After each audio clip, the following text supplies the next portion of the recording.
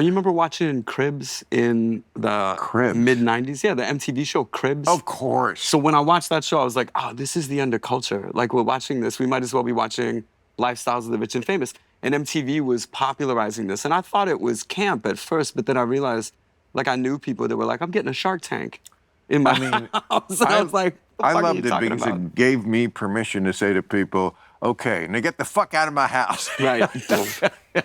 Because that's the way every episode ended. I know, right? I knew a couple that was on that show, and then like the next week after the show aired, they got robbed. Oh, really? Yeah. Because they know. Because I was like, oh shit, I see these multiple points of entry. It looks like they've got a really failing security system. That's where the safes are? Okay. That's awesome. So fucking insanely stupid. And Punk'd, remember that was like I was on like the second episode ever of Punk'd. Oh, so really? Before the concept was even, yes. That's a badge of honor. Yeah. They never punked me. Well, I was really lucky that it was a thing that I couldn't look. I was lucky that it wasn't a thing that made me look too stupid. What was it? What was the punk? They invited me to what was supposed to be like a charity gambling night at the like Sunset Tower, and it was after a taping in the 70s show. And so we, like all those kids and I knew each other, and we would have a habit. They'd tape on Friday, and then we would all go out together to one of these clubs. And you roll into a place with like 15 or 20 people, and you get to take over a section, and you're not concerned about anybody getting in or making you feel unsafe or any of it really being dangerous. So it was a very cool vibe. If you just like to dance and drink, and we all had like cars that were there, so nobody was driving or anything. Anyway, so they were like, hey, instead of that, after the show tonight, we're going to do this charity gambling thing. And I was like, okay.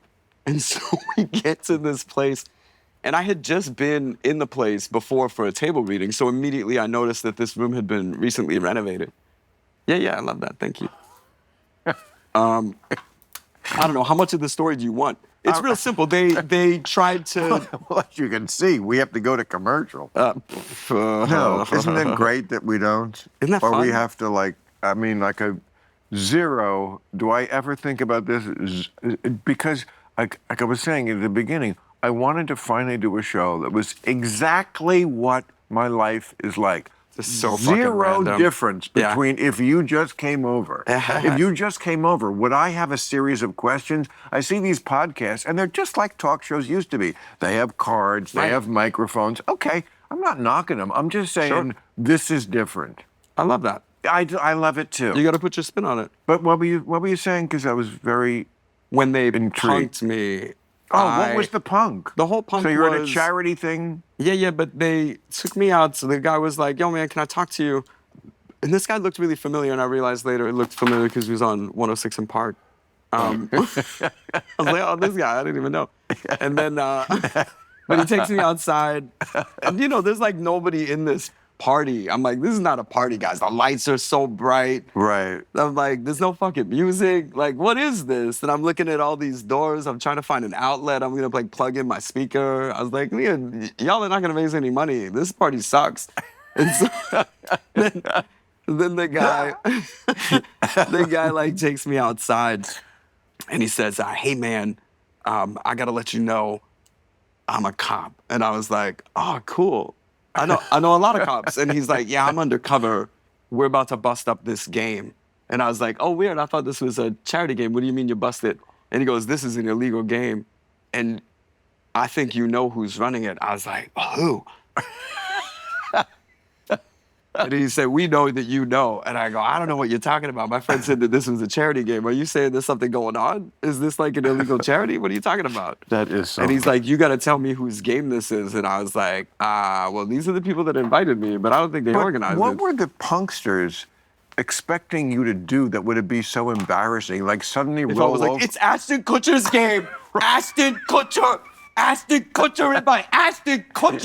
invited me. A-S-H-H-T-O-N. It gets so silly too, because there's a moment where like I go back and he's like, "Hey, the cops are gonna come in here in about 45 minutes, so you gotta get the fuck out of here." And I was like, "Okay, cool." So I go back on the table and I'm like, "Hey, Kutch, we probably gonna get the fuck out of here. Like, maybe you get your money off the table. Like, maybe we get out of here." And he's like, "What are you talking about? We're staying, we're doing this thing." And then some motherfucker somersaults through the window, and all of a sudden the doors explode and there's people. And they're like, everybody on the ground, kind of shit. And this is how many times I've been in handcuffs. I immediately look around and I'm like, well, none of these guys have guns. So this is obviously intended like a peaceful takedown. This isn't, I don't think anybody's going to get hurt tonight. So then everybody's well, like, that's your white privilege talking, Seth. I'm out of here. Yeah, none of them had guns. There's nothing to talk about. None of them even had tasers. They didn't have utility belts. I'm like, well, whatever this is different than like cops. So, you know what I mean? Yes. So then they're blah, blah, blah about like whoever knows whatever. And like I make eye contact with Kutcher because they're like, everybody on the ground, get on the ground, on the ground. And I make eye contact with Kutcher and I'm just like, don't say anything. Don't say shit. There's nothing to say. I love blah, blah, blah. Yeah, the blah, blah, blah. Because that's what they were like, blah, blah, blah, blah.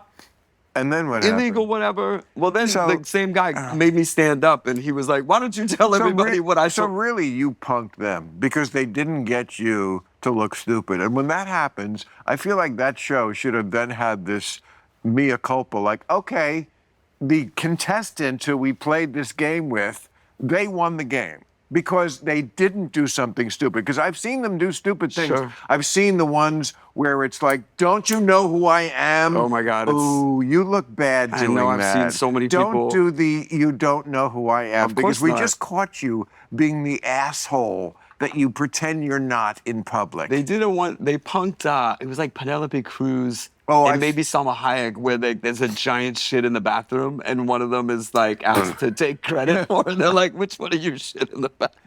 And I'm like, this is They did that joke. to Penelope Cruz? Yeah, Penelope Cruz and Salma Hayek. Can you imagine that? But wait, so the Salma Hayek punk was that there was a giant damn, I love you duty? trying to keep this on track. Yeah, they went out to a public restaurant and she was like, I gotta go. And she was supposed to like throw a fit about that? She was supposed to. I gotta tell you, I would throw a shit about that. I would. I think she was supposed to find the shit and then like, they come out and they're like, hey, listen, you clogged the toilet. And then she's like, no, I didn't. Accuse her of it. Accuse her of it. Because if anyone looks like they take massive shits, it's Penelope Cruz. She does. No, I think it was Salma Hayek. But similar figures. The two of them. You just said Salma Hayek, Penelope Cruz, you know, Latino ladies, they're all the same. No, absolutely not. It just looks I did bad. say they have a similar figure. They do, and there's nothing wrong with that. And by the way, I think we're past that era. That was the peak woke era. It is funny, right? Like how fucking delicate it got. It was almost Red Scare kind of era. And now, of course, we have because nothing ever happens in the middle in this country, we have the pendulum swinging all the way to the other side. It's scary, like the second they start talking about like the hate speech not being protected under the First Amendment. But peak woke was, how dare you mix up with Salma Hayek with Penelope Cruz? And sanity is just, I'm sorry, I get stars mixed up sometimes. It's not a hate crime. Nobody died, and nobody hates Latinos. He's not in the Klan because he got two actors mixed up. I know I was at a party and saw Seth Rogen there, and we were standing next to each other talking for a minute, and two different people came up and almost glitched at the idea of us being together. Why? Because we're both named Seth. Oh. And they don't have room in their brain for more than one Seth. Yeah, I hate people like that. Now, when you were on Married with Children, what was the... You know, it's so funny. What was the cast like? Ed O'Neill, great to work with. So great. Ed is like a dad to me. Like, he still calls me every once in a while, just be like, hey, you getting those residuals? And Christina Applegate, National Treasure. You know, I was a guest star on that show. You were? Yes, in my... Wait, you talking about Married with Children? Or yes. Her other show, the CBS shows? No, Married with Children. I mean, in my... what did you do? What were you singing? Oh my God, what did you play? In my wandering years, you know, I came out here in the early 80s, comic, and in those days, we all wanted to get on a sitcom, and I did, and I got on a few of them. And then it was like that was going down. But I was still like, you know, somebody who they were interested in putting in a show, maybe, so I would do guest spots. I did Roseanne, and I did Married with Children. Amazing. And she could not have been nicer. As far as like... Ooh, Applegate? Yes. She's the fucking as far greatest. as like...